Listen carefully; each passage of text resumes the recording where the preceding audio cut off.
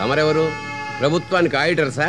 ప్రభుత్వానికి యజమానులం. అందుకని గంట గంటకి వచ్చి క్రికెట్ స్కోర్ అడిగినట్టు ఎంత ఖర్చు అయింది, ఎలా ఖర్చు చేశారు అంటే ఇక్కడ ఎవరు సమాధానం చెప్పడు. చెప్పి తీరాలి.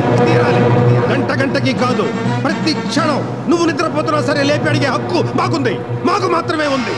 లెక్క చెప్పాం. అంతగా అనుమానంగా ఉంటే వచ్చే ఎన్నికల్లో ఓడించండి, శుభ్రంగా ఇంట్లో కూర్చుంటాం.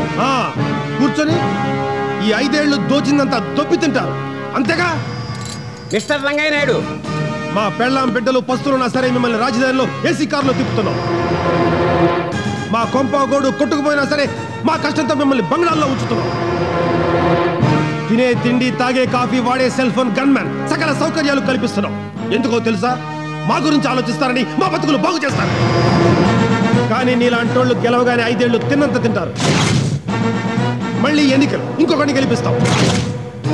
నీకు పోటీగా వాడు